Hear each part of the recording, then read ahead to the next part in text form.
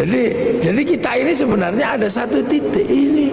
Manusia ini, kalau dokter menyelesaikan manusia itu pakai coding semua.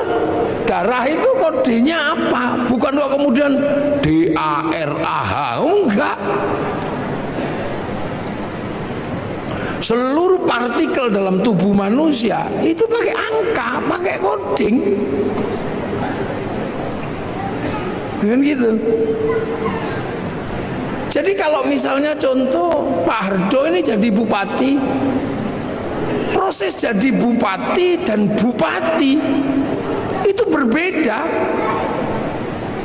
Karena begitu jadi bupati, Pak Hardo dan Pak Wakil ini ketemunya bukan dengan bupati lagi, tapi ketemunya Sleman dalam angka. Ketemunya coding-coding semua itu. Tentara yang bagian nembak itu apa itu namanya? Apa? Tentara yang bagian kavaleri? Bukan. Armet itu. Armet itu nggak ada di situ tembak, itu nggak ada. Itu pakai kode-kode semua, angka semua. Jadi jangan dikira. Nah inilah sebenarnya dari awal itu kita sudah cukup maju sebenarnya diajarkan bahwa Al-Quran ini adalah downloadan. Nah manusia ini juga produk dari sana, sama-sama dari pusat yang sama. Makanya manusia ketika turun ke sini dikasih paketan kan, ada paketannya itu. Karena dari pusat data yang di sana kasih paketan, rezekinya sekian, istrinya ini, nyawanya sekian gitu. Kalau paketannya habis ya kick, udah selesai.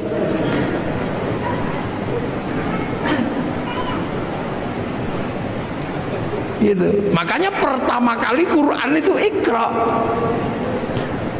Bismi Rabbika, memperkenalkan sesuatu yang ada di luar manusia sebagai pemilik semesta.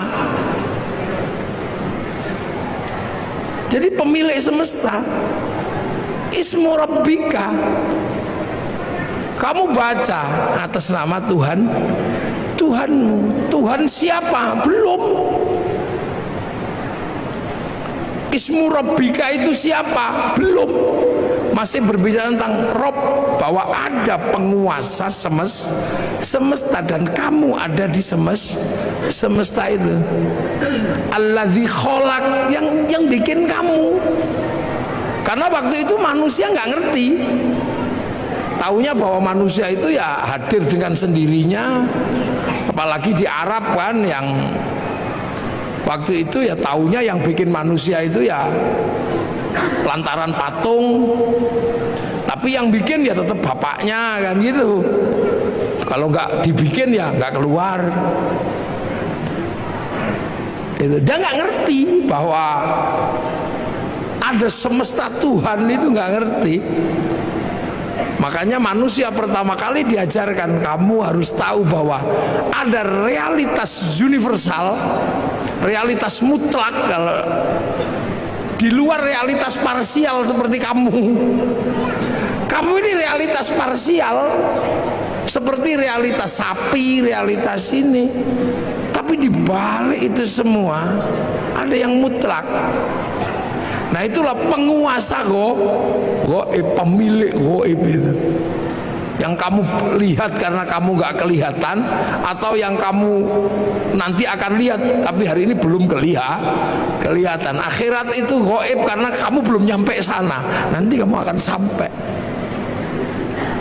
Sederhana itu aja, ya sudah, kamu bawa, ada yang bikin. Yang kebetulan Rasulullah di Mekah.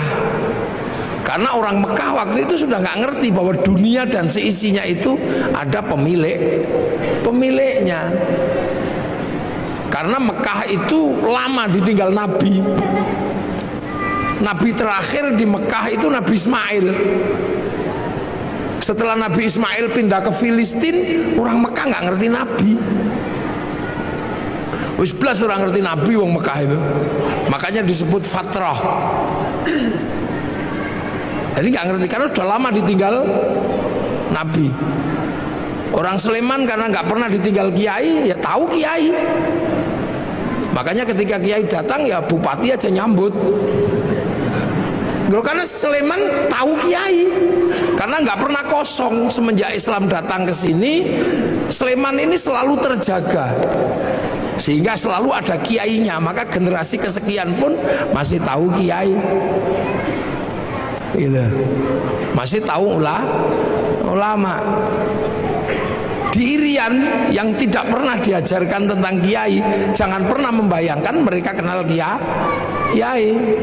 Makanya kalau kiai datang ke sana nggak usah minta disambut, orang sana nggak ngerti karena nggak pernah ada kiai. Sering saya contohkan, mungkin kalau saya di sini orang tahu kiai, saya di Irian dikira tim pemburu babi, ya nggak usah marah, ya nggak usah emosi.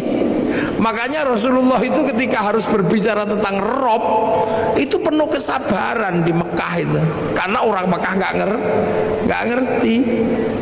Makanya Rasul nggak suka marah-marah, kamu hancurkan, enggak.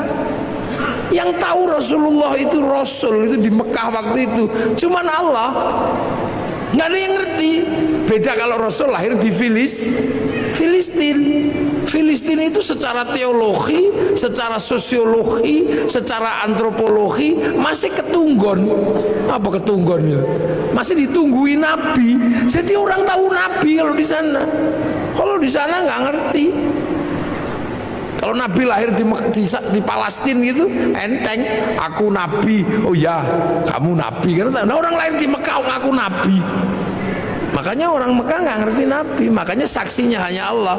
Wa kafa billahi syahida. Hanya Allah saksinya. Sudah gitu pelajaran Tuhan itu repot bagi orang Arab waktu itu, sulit. Tuhannya Tuhannya kelihatan, patung diajarkan kepada Allah yang tidak kelihatan. Robnya banyak, diajarkan Rob satu, Tuhan satu, susah. Kalau beribadah susah lagi, suruh wudhu. Wudhu itu susah bagi orang Arab karena pakai air. Air itu bukan budaya Arab, karena di Arab nggak ada air, diminum aja susah kok suruh wudhu, apalagi suruh jinabat, tambah susah lagi. Kalau seandainya budaya air itu di Indonesia gampang. Makanya kalau sesuai budaya Arab mestinya toharo itu hanya sampai di tayamum, di debu. Jadi Islam itu bukan Arab sentris, karena pelajaran dasarnya sangat berbeda dengan budaya Arab. Jadi Islam itu sangat berbeda yang diajarkan Rasul dengan budaya Arab. Orang Arab nggak ada air, diajari pakai air. Sudah tahu makanan itu susah, tiba-tiba disuruh sedekah, disuruh zakat. Orang Arab itu cari makan susah, harus berburu. Makanya orang Arab itu kalau berburu, saudaranya harus banyak. Kalau berdagang, kafilahnya harus banyak. Kafilah yang saudaranya nggak banyak, diajar sama kafilah yang mayoritas mate. Makanya orang Arab itu saudaranya harus banyak. Makanya tradisi orang Arab itu seneng ngitung saudara. Saudara bin ini, bin ini, bin ini. Untuk apa? Membangun komunitas. Karena sistem survive-nya orang Arab adalah komunal. Nek kekuatannya sedikit kalah sama suku, dikit kalah. Begitu berebut air gitu, saudaranya cuma 5, ditabrak yang saudaranya 20, hilang. Sementara cari air di tempat lain susah. Ada pohon satu tiba-tiba berteduh di situ enak itu. Kedatangan suku yang lebih besar ditabrak habis. Makanya mereka harus punya suku yang besar. Makanya orang Arab itu punya tradisi ngitung saudara. Ibn al. Lah orang Jawa ya nggak terlalu ngitung. Dipecat sama saudaranya yang ini hidup di sebelah situ hidup. Makanya orang sini itu kampungnya banyak. Karena apa? Hidup dimanapun bisa. Di lereng Merapi ya hidup, di pojok minggir ya hidup. Di mana aja hidup orang Jawa itu. Hidup sendiri itu hidup. Berdua gitu sama istrinya. Hidup di mana? Hidup cari air nggak susah, cari makanan nggak susah. Di Arab nggak bisa. Begitu ada sumber makanan yang berebut di situ banyaknya luar biasa. Makanya orang Arab harus punya saudara banyak. Makanya sampai di sini pun kalau keturunan Arab selalu ibin gitu. Kalau di sini nyaman, nggak boleh ngambil air di situ, bikin sumur di sebelahnya, ada sumbernya. Makanya di sini desanya banyak. Orang Arab kota karena untuk menguasai resources butuh saudara yang banyak. Nah itu makanya ketika makanan aja susah kok disuruh zakat. Repot bagi orang sana, apalagi suruh puasa. Sudah tahu panas kayak gitu suruh puasa. Wah repot katanya, ajaran ini Tuhan ini merepotkan. Lu puasa itu bagi orang Arab ketika musim panas susahnya luar biasa. Orang sini puasa lari ke tepi sungai nyemplung beres, berteduh di bawah pohon pisang sambil sinsot enak. Makanya orang sini itu puasanya itu nggak khusyuk karena sumber makanannya banyak. Orang Arab kalau puasa khusyuk karena keluar rumah lihat padang pasir. Siapa pengen makan padang pasir? Makanya orang sini kamu daripada keluar rumah lihat jambu, lihat apa, daripada itu mending tidur. Makanya dalil yang paling terkenal di Indonesia itu naumuso imin ibadatun. Jadi tidur itu adalah bagian dari ibadah. Karena potensi nggak khusyuk ketika keluar rumah itu tinggi. Nah itulah makanya orang sini kalau bulan puasa lebih banyak tidur. Nah, akhirnya susah nyarinya karena tidur. Daripada susah-susah nyari dimerconi. Makanya bagi orang Indonesia mercon itu sesungguhnya adalah bagian dari proses puasa yang punya sistem kultural yang seperti Indonesia. Maka Pak Kapolres, mercon jangan terlalu dilarang.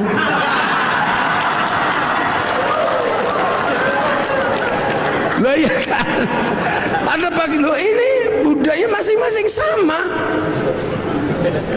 Orang Arab itu kalau zuhur asar satu-satunya tempat yang besar itu masjid dan senang berkerumun.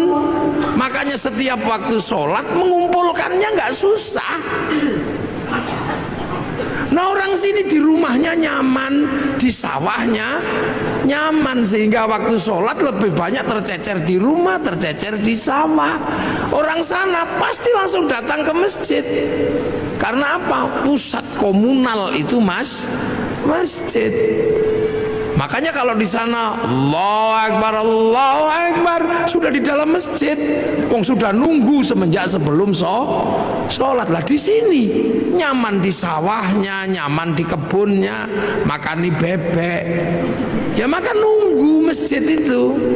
Sambil nunggu Robana ya Robana, sambil nunggu. Karena nyaman di tempatnya masing-masing. Speakernya harus tinggi biar denger. Nanti datang satu malah rokokan depan masjid. Ya yang sabar. Makanya ada pujian tombo ati. Wong wis pegel nambah niatine dhewe ra. Ini menghasilkan sistem sosiologi agama. Antropologi agama itu muncul dari situ. Begitu udah nggak tahan karena terlalu lama, baru diuruki anjang jeruan kok. Ini sistem sosiologinya. Makanya puasa di sini nyaman, orang tidur ngorok gini, lihat matahari nggak kayak orang Arab. Orang Arab matahari keluar nampak karena apa? Padang pasir. Orang sini baru bangun nggak akan lihat matahari, kehalang Gunung Merapi, kehalang bambu, kehalang apa. Makanya biar nggak kebablasan ada tarhim. imsak, siap-siap, hati-hati kebablasan. Terlalu malam nyenyak tidur, dibangunkan pakai tokrek sahur, nyaman orang sini tidurnya. Sahur ora sahur sakarepmu. Loh. Jadi proses di sana ini berbeda.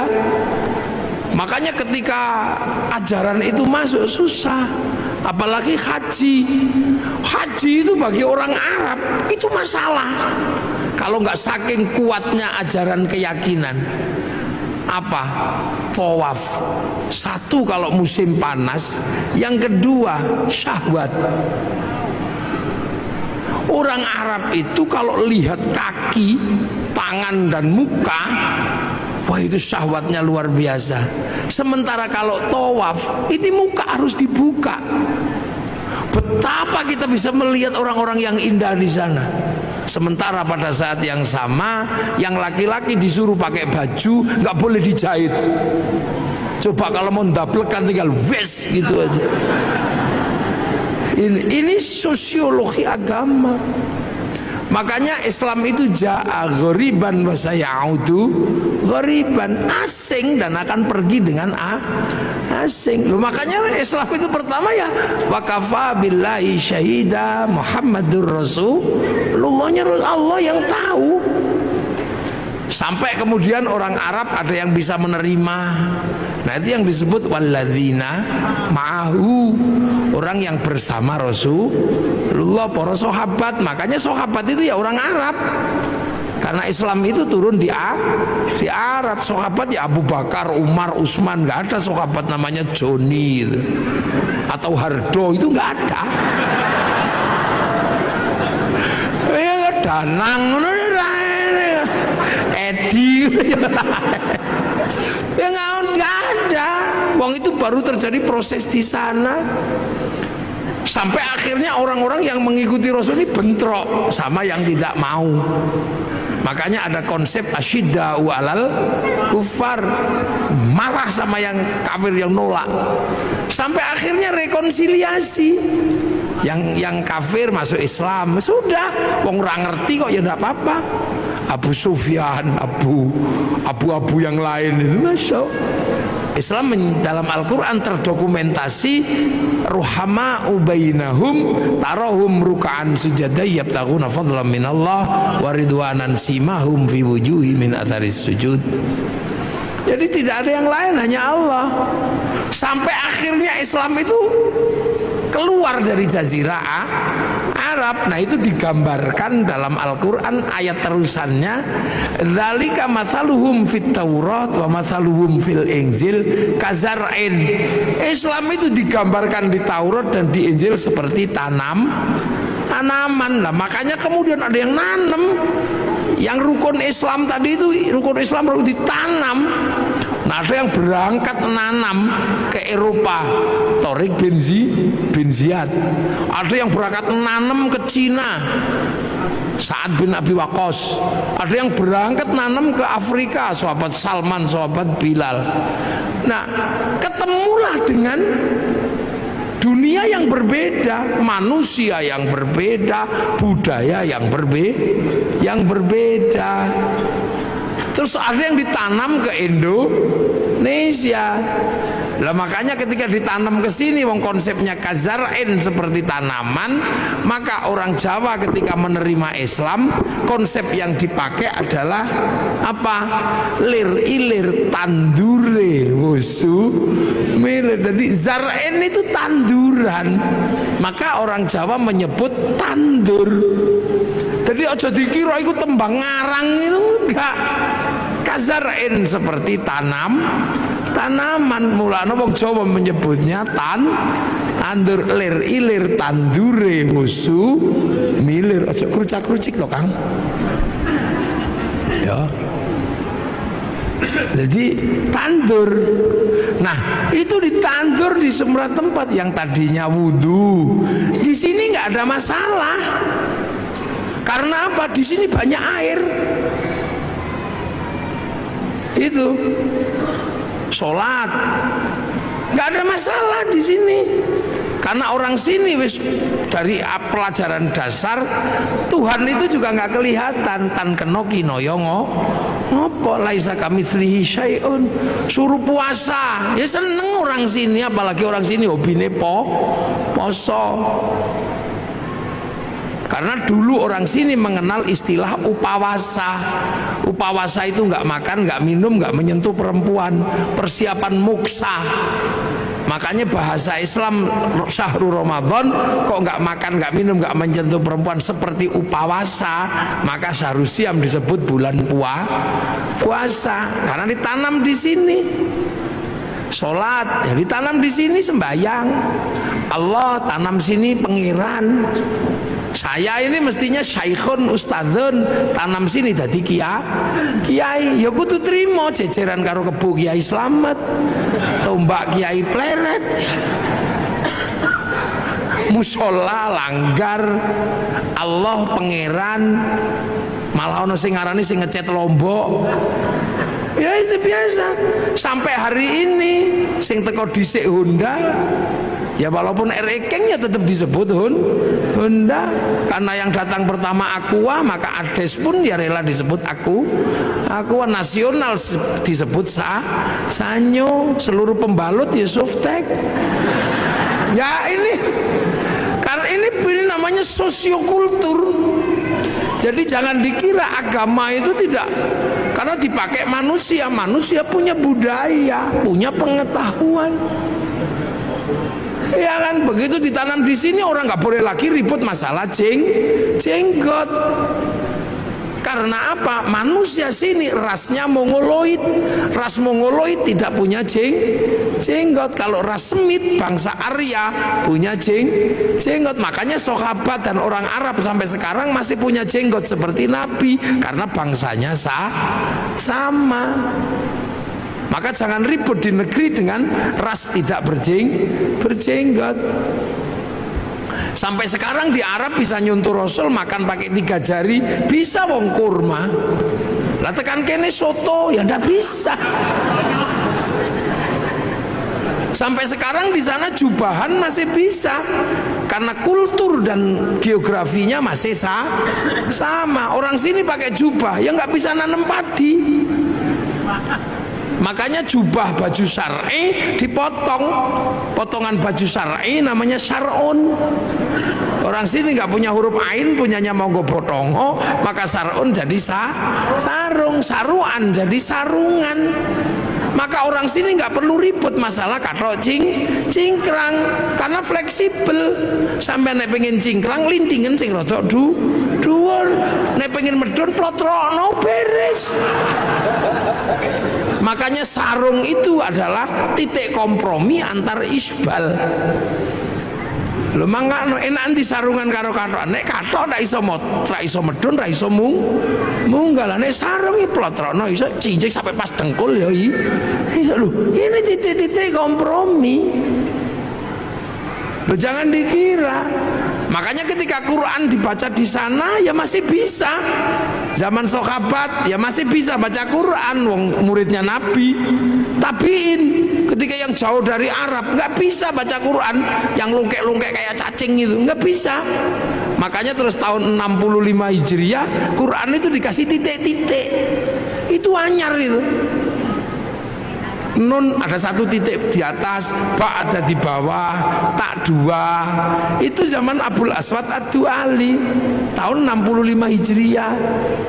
Disebar lagi bangsanya beda, titik-titik gak cukup, dikarokati fathah kasroh dhammah. Itu yang kasih namanya Syekh Khalil bin Ahmad Al-Farahidi tahun 150 Hijriah. 100 berapa? 140-an lah setelah Nabi meninggal. Dibaca orang yang berbeda suku lagi, nggak bisa, lidahnya beda. Orang Jawa alhamdulillah alkamdu, nggak punya hak, punyanya Hono Coroko. Robbil alamin, Robbil ngalamin, wudu, wulu, mardiyah, marliyah, salam takzim, salam taklim. Itu ada wadduha, keluarnya wadduhai tentang mereka. Lekanui ya ada. Sekarang ini kan bangsa Sundonan alladzina. Lah ini kan harus ditemukan jalan keluarnya. Penelitian tahun 200-an Hijriah namanya Abu Ubay Qasim bin Salam, hasil penelitiannya dibukukan dalam ilmu At-Tajwid fi Qiraatil Quran. Ojo sampean bayang no, Islam itu di sana sampai ke sini nih butuh perjuangan karena ketemu bangsa yang berbeda, ditanam di tempat yang berbeda. Prinsipnya cuma satu, tumbuh enggak tanaman ini. Akhraja syat'ahu fa'azarahu fastaghladha fastawa ala suqi yujibu zurra al-yaghidhu bimul kufar. Tanaman ini tumbuh enggak? Sampai kemudian ketika dibawa ke pasar ini menjadi mendominasi apa enggak? Dominan atau tidak di pasar agama ini? Makanya pakai bahasa suk. Nah, hari ini ketika Islam ini ditanam di sini tumbuh, berkembang, dan di pasar internasional kita paling banyak. Mau haji paling banyak orang Indonesia. Berbicara sholat paling banyak orang Indonesia. Orang hafal Quran orang Indonesia. Setiap qiraah juaranya dari Indonesia. Masjid paling banyak Indonesia. Jadi ketika berbicara konsep agama Islam dan pertumbuhannya, yang ditanam di Eropa macet, yang ditanam di Afrika ya segitu-gitu aja, yang ditanam di Cina juga nggak tumbuh, tapi yang ditanam di sini tumbuh subur menjadi dominasi pasar dunia. Loh kok gitu, ada yang mengatakan Islam terbaik ada di mana? Ya di sini. Ya di sini. Makanya saya kalau mau belajar identifikasi agamanya nggak usah jauh-jauh. Karena identifikasi agamanya jauh-jauh akhirnya ribut di masalah simbolik, ributnya di jenggot. Jenggot ini bukan masalah prinsip karena ini masalah perbedaan bangsa. Kok tiba-tiba di sini ribut masalah jenggot? Kalau ribut masalah jenggot ya di Afghanistan sana yang bangsanya masih jenggotan semua. Tiba-tiba di sini kok ribut masalah pujian. Tiba-tiba di sini ribut masalah gedek-gedek di zikir. Ya orang sana bahasa Arab paham, meskipun diem begini ngerti caranya zikir. Kalau orang sini nggak bunyi, simbah-simbah itu loh nggak bisa ngerungokno zikir opo, mengkedop-kedop ngendak. Muni opo mbah ngono. Terus meneng ini ya turu. Ini problem sosiologi agama, antropologi. Jadi akhirnya Islam sekarang ini berdebat terhadap sesuatu yang sebenarnya sudah lewat. Udah lewat masanya. Coba sampai delok persoalan tumpeng. Persoalan tumpeng aja ribut. Loh ini kan persoalan makanan. Sampai nggak ribut orang Arab ingkunge iki onto. Napa sampean ribut ingkung pitik? Wong Yaman ingkungnya wedhus. Sama delok itu Raja Salman kalau menyambut tamunya makan bersama, ingkungnya unta, Pak. Lengkene wedhus sing 20.000, pitik sing 20.000 sampean ribut. Soalnya nopo nek wedhus larang, makanya di sini cukup pitik, murah, ndoke akeh. Kita akhirnya kan ribut masalah sesuatu yang sebenarnya udah nggak perlu diributkan. Ribut masalah ngadep kiblat, fawalli wajhaka syatrul masjidil haram, ngarah-arah tok lho. Lapo sampean ribut pokoke anggere madhep rono ngene, Allah akbar, wis ini wajhatu wajhiya. Wong pancene ado, sinyale kadang ilang. Allah iki mau wis merem-merem ini wajah tuh, wong pancene online ayo sinyale ilang. Wong pemancar utamane neng Mekah kono lagi ini cuman pemancar lokal. Begitu ono ting ting ting bakso ya. Wah, iki begitu melek sarunge bolong. Udah lagi itu gak usah ribut masalah ngono kuwi. Kita suka ribut sekarang terhadap sesuatu yang sebenarnya tentang Allah. Apa Allah pengene. Lah nek Kanjeng Nabi kalau di atas unta gini wong wis ketok teko nguri. Nek pengimamane agak rendah gini supaya ketok teko mburi. Ini kan problem-problem yang sudah terjelaskan. Jadi karena ditanam di sini ya pakai sini. Krungu Islam Nusantara. Oh iki apa? Lu Islam fi Nusantara, Islam di Nusantara itu ya gini. Sampean tutup auratnya katok, lambi, peci, kono jubah, kono udeng. Manono tok. Imamah ya udah. Jadi kita ini terkadang ribut maka persoalan sisi loro, ribut tumpeng, ribut ake, ribut hormat bendera, ribut apa? Yang sesungguhnya itu problemnya adalah problem bangsa yang berbeda, tapi rukun iman, rukun Islamnya tidak pernah berubah. Lah apa sama ribut kentongan karo beduk, padang pasir, Allahu Akbar, Allahu Akbar, krungu wong kado. Lha kene ra dikai beduk yo ora krungu. Saiki beduk pensiun gara-gara ono speaker. Karena lebih keras speaker itu. Besok speaker ya pensiun. Wong lunga ning masjid di WA. Pakai alarm. Wah, sampean lho. Rabi biyen salaman ngene. Saiki lewat video call ya iso. Zamannya berubah. Dhisik wong Jawa sing paling sakti iku sing nempiling semaput, sakti. Saiki wong sakti kere. Sak tempilingan 7 juta. Tanya Pak Kapolres sekarang, kalau tidak percaya praktek no. Maka ilmu itu juga otomatis hilang. Dhisik orang sakti itu ketika ngelirik wong wedok I love you, poso pitung dino pitung bengi. Saiki lho urung poso, kelewatan Avanza, wis I love you. Cinta tumbuh bersama Avanza. Jadi loh, ini problem-problem yang berubah. Sampeyan arep meksa ndelok TVRI flora dan fauna, pengen terus kucing Afrika, ini sudah berubah. Saiki neng kene sampean buka apa ono. Ora perlu ngenteni sedina terus dinteni mertune Pak Harmoko, ngono ndak perlu. Jadi bupati pun harus begitu. Kita ini bangsa. Makanya sekarang Sleman lagi masalah sepak bola itu. Lah ya, Pak Bupati harus tahu sepak bola ini rasa ngoyo. Sepak bola itu punya bangsa yang berbeda. Wong Eropa ini gede-gede dhuwur-dhuwur. Lapangane podo, aturane sama. Lah wong kene cilik-cilik lawan Eropa, yo ora bakal menang. Lengge. Akhirnya agar imbang naturalisasi. Loh, basket ya nggak usah kita ngejar terlalu terhadap basket. Menang karo NBA ya mokal. Wong kono 2 meter seperapat, nah kene ming 170.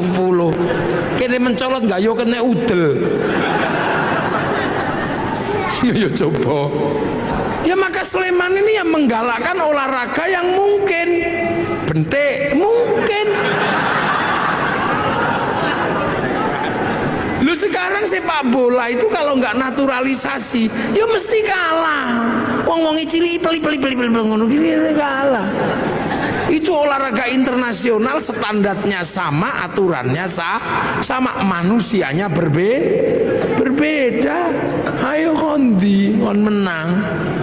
Tinju kok musuh Mike Tyson ya disamplok ya pingsan dewe. Maka kayak Cina ketika mau memenangkan sepak bola, yang dipikir pertama kali cuma satu, cari orang 20 laki perempuan yang tingginya 170 dinikahno anake 2 meter. Loh itu cara pertama. Jepang juga sama, mempersiapkan generasi yang tinggi. Lah nek naturalisasi yo entek dhuwitmu nggo bayar.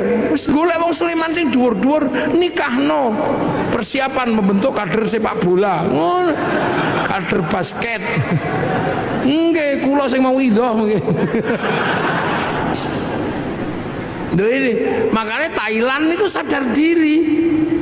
Begitu yang digalakkan olahraga ya sepak takraw itu karena bisa ya. Loh. Jadi seluruhnya ini menyesuaikan. Pabrik mobil, pabriknya sama. Ketika dikirim ke Eropa ya setirnya kiwo, kirim rene tengen. Loh, itu lama. Terus ning kene kono spion, kene spion. Sana spion adalah untuk melihat belakang, sini spion untuk takon. Sepi rayon, sepi. Jadi sampean jangan bayangkan.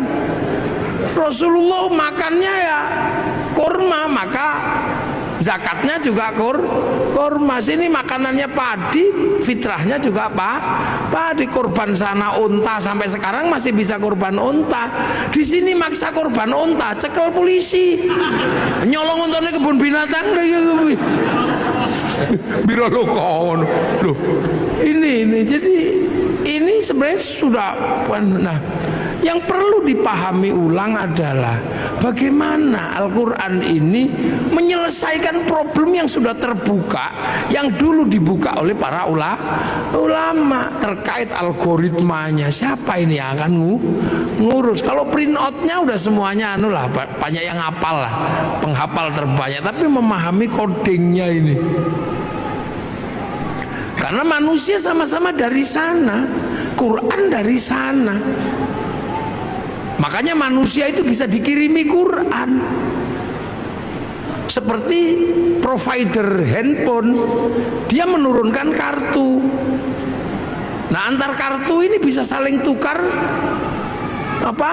data, karena data ada di provider. Makanya kartu ini kirim data sana bisa. Tergantung kita mau paketan apa. Yang penting punya wifi. Tidak punya wifi ya cari wifi gratisan. .co.id. Sama manusia ini juga bisa kirim Al-Quran, kirim Fatihah, kirim apa. Yang penting ketika kirim punya wifi. Kalau nggak punya wifi cari wifi gratisan. Wifi-nya siapa? Wifi-nya Nabi, wifi-nya wali. Namanya tawassul. Nah, kenapa Nabi Wali paketannya gede? Karena download. Nabi Wali itu download. Qalu rabbuna wa tsumastaqamu tatanazzalu alaihimul malaika alla takhafu wala tahzanu. 3 tahun ya Allah ya Allah ya Allah ya Allah. Ono sing 3 tahun Sunan Kalijogo.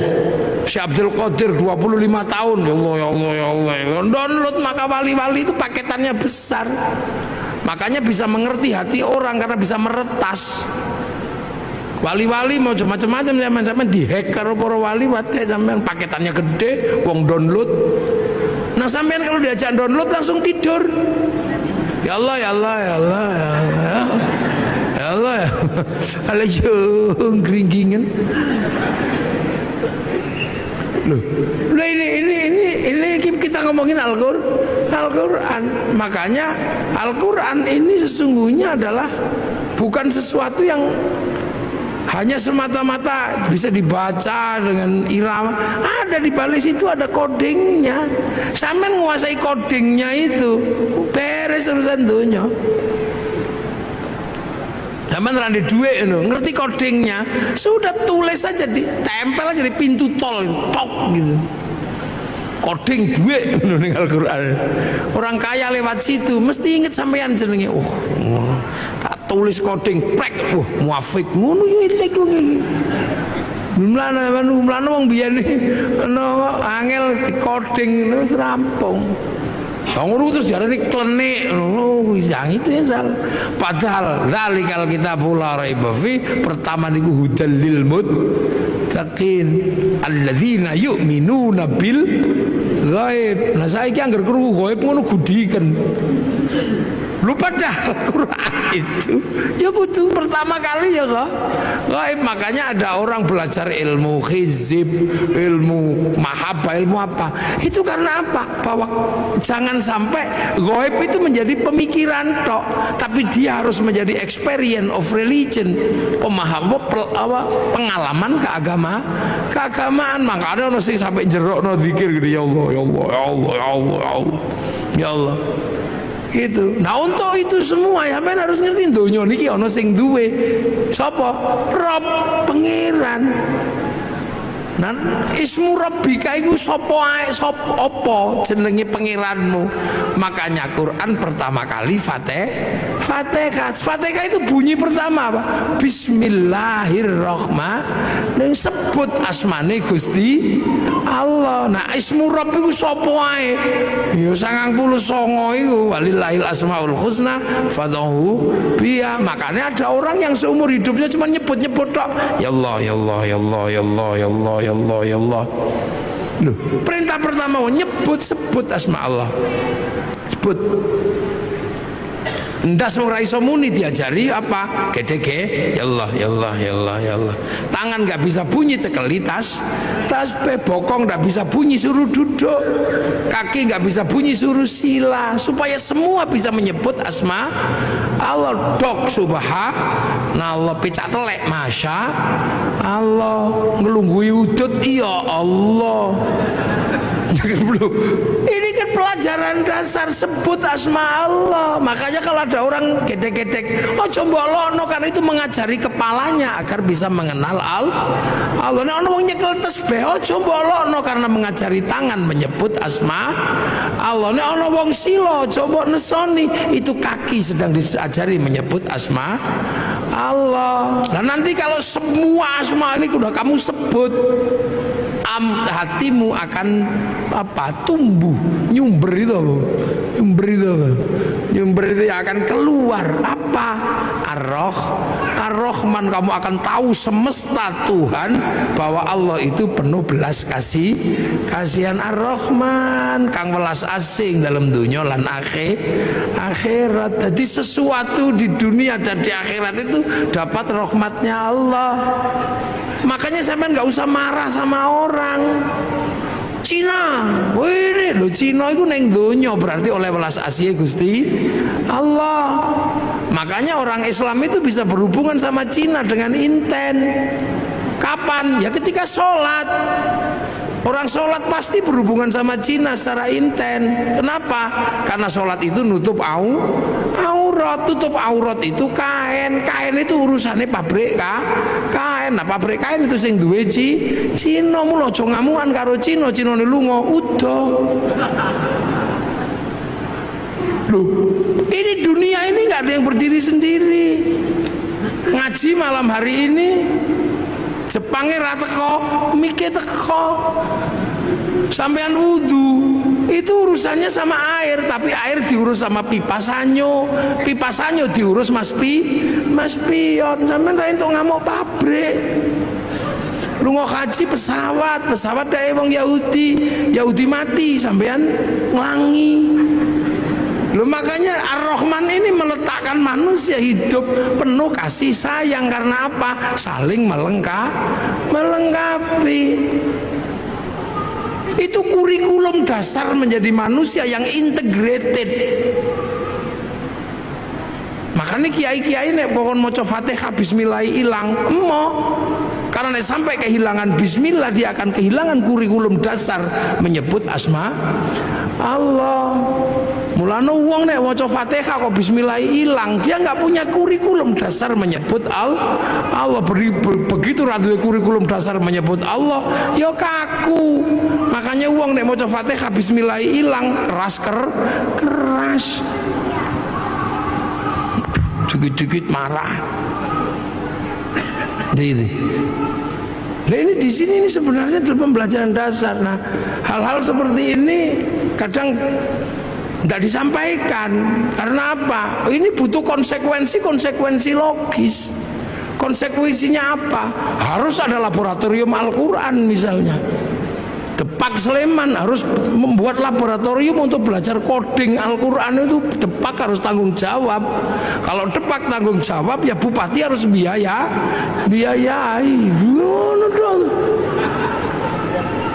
Kementerian Agama membiayai ini untuk apa? Mengkaji kitab-kitab klasik untuk membuka kembali algoritma dan coding Al-Quran. Kajian Al-Aufaq, Mamba Usulul Hikmah, Syamsul Ma'arif. Ini kajian coding. Saya tahu tahu seperti ini. Kenapa coba? Belajar dari mana? Dari anak saya yang kecil. Angger dino Rebo belajar coding. Oh lah kok sama dengan sing tak pelajari mbiyen. Cuman ini coding digital, sing tak pelajari mbiyen coding Al-Qur'an. Dulu saya belajar tentang abjadun hawazun ini. Ono wedhus wangel di kongkon manak templeki empek ngono rong dina meteng. Lha iku nek wong tau mono ngerti. Wong ra manak-manak ngono dikai coding wetenge templeki pluk ngono-ngono. Oleh 2 wulan ngono wis mandeg. Lha iku mbiyen makane kan ada raja-raja itu coding sebenarnya. Oh, begitu delok lho kok padha karo sing diajari anakku. Cilik belajar coding ini sama. Cuman itu coding ABCD, kita coding Arab. Lah itulah makanya Indonesia ini nyimpen data besar juga nggak bisa, karena coding kita nggak punya. Huruf kita menggunakan huruf ABCD. Cina bisa karena codingnya huruf dia. Makanya ketahanan digital kita nggak pernah bisa, karena apa? Coding huruf kita menggunakan huruf ABCD, huruf Eropa. Coba disepakati coding kita huruf Jawa gitu misalnya. Terus pas betimbel gedes ngono kira-kira. Tapi untuk kebutuhan itu butuh laboratorium besar. Jadi Pak Siddiq harus bahas itu nanti. Ajukan anggarannya kepada Pak Bupati. Boleh golek piye wong bupati kok kangelan. Iya, apakah Pak Bupati nanti golekne nang Merapi apa nang endi wis karek kondo ngono ae to. Untuk bikin laboratorium bagaimana belajar coding Al-Qur'an. Wong kitabe ono kok. Jadi ojo MTQ tok sing diurus itu, codingnya juga harus diurus itu. Algoritmanya itu mesti diurus. Karena insya Allah kalau kita ketemu coding-coding itu, ilmu pengetahuan terupgrade dengan sendirinya. Iki lho metu iku kok coding iki. Ya angka-angka semua iki dadi duwe kabeh lho iki. Jangan dikira itu nggak pakai uang, itu coding itu. Jadi video, jadi apa, nggak coding Kang. Ya bahwa ujungnya apa? Penguasaan dan dominasi. Nah kalau sudah penguasaan dan dominasi bisa intervensi, bisa menjadi sebuah agama yang kuat, bangsa yang kuat. Artinya apa? Bisa produksi. Nah bangsa itu kalau sudah bisa produksi, kekuatan bangsanya terjaga. Kenapa Jepang nyaman? Bisa produksi. Betul handphone batine piro untuk menghidupi rakyatnya. Jadi urung sampai ngelola sumber daya alam, duit dari jualan iPhone cukup untuk menghidupi bangsanya. Jualan tank cukup untuk menghidupi bangsanya. Korea negara kecil itu loh bisa menghidupi bangsanya dari dodolan lagu jenenge BTS. Loh, saya ini generasi zaman all ya. Masih ingat betul bahwa tahun 91 kalau nggak 92 itu konser terbesar di dunia itu Metallica di Moskow. Terjual tiketnya 6 juta tiket. Itu sampai sekarang belum pernah terbayangkan akan terkalahkan. Begitu Covid diajar karo BTS kalah. Sekali konser itu berapa? 100 juta orang yang nonton. Itu daring. Seminggu 4 kali, sebulan 16 kali. Tak hitung dalam waktu 1 tahun pemasukan dari BTS untuk Korea 2.500 triliun. Dodol ceng ngono tok.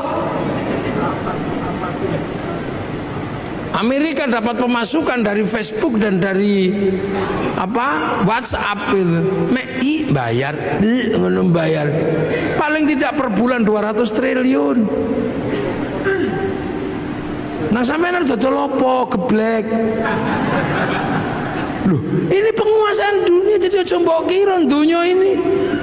Sampeyan selalu membayangkan APBD, APBN, tapi sektor informal yang dunia sudah bergerak nggak tergarap.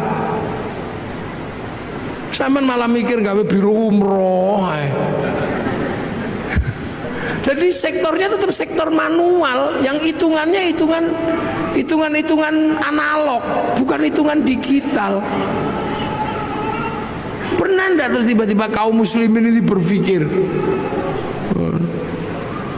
berpikir sholat Jumat digital online malah jadi masalah.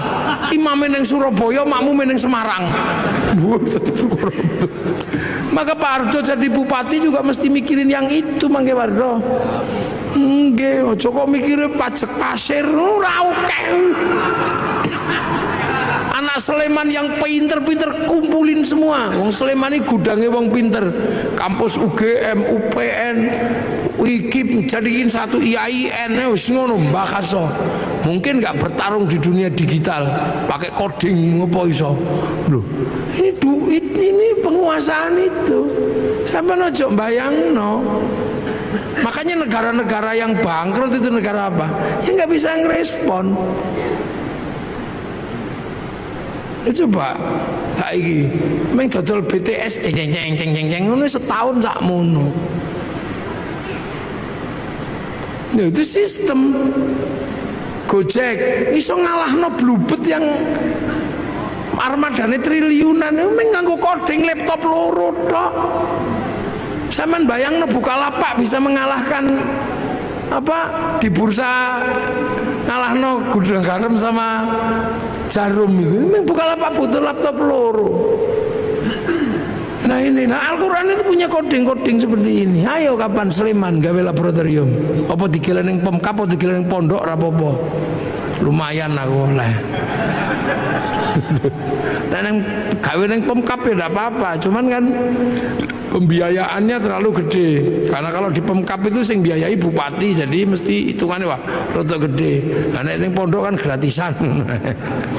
Loh, tapi memang harus ada laboratorium itu.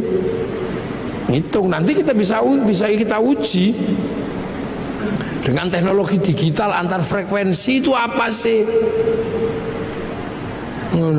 Apa ini antar frekuensi? Kita buka itu fikulubi marodun itu apa kodingnya? Nanti kalau kodingnya ketemu alat ini untuk menghilangkan orang sakit hati. Orang yang aromaterapi yang mampu menghilangkan sakit hati. Lu ini berarti agama ini sebenarnya sesuatu yang sangat luas dan masa depan. Makanya hari ini hampir seluruhnya teknologi ini kan teknologi langit yang dulu pernah dijalankan oleh Rasulullah lewat Isra Mi'raj. Nah ini penting untuk dikaji secara bersama-sama, dan inilah sebenarnya harapan besar bahwa Al-Quran pada suatu saat akan mencetak orang-orang masa depan. Jadi Islam itu nanti punya orang masa depan yang mampu memecah kode-kode dunia. Neng itu kapan terjadi? Tapi pasti terjadi. Karena akan muncul orang itu.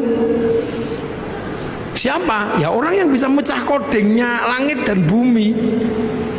Karena itu nanti ada orang itu ada nanti. Ini saya kira tumbuh kapan?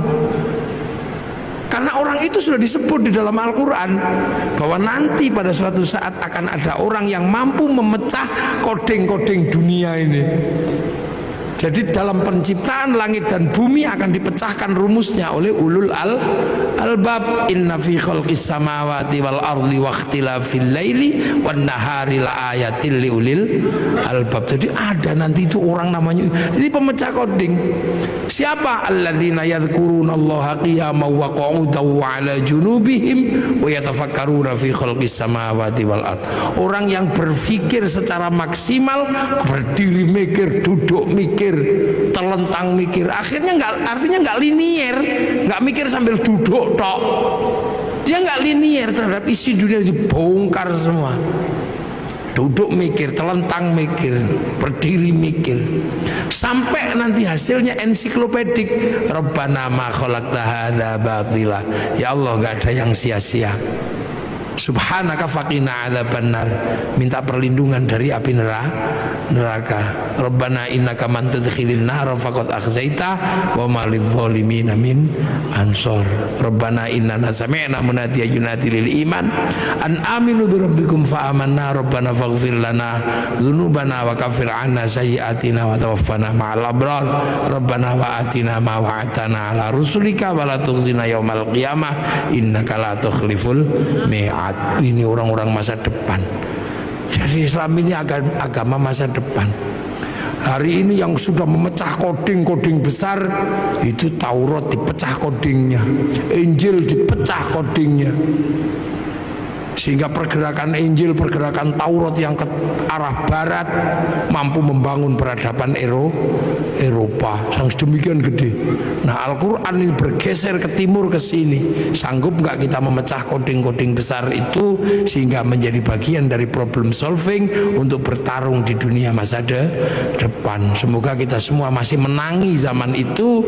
Syukur-syukur di kehidupan ini generasi itu akan muncul dan kita menjadi bagian dari perubahan besar nuzulul Quran. Al-Fatihah.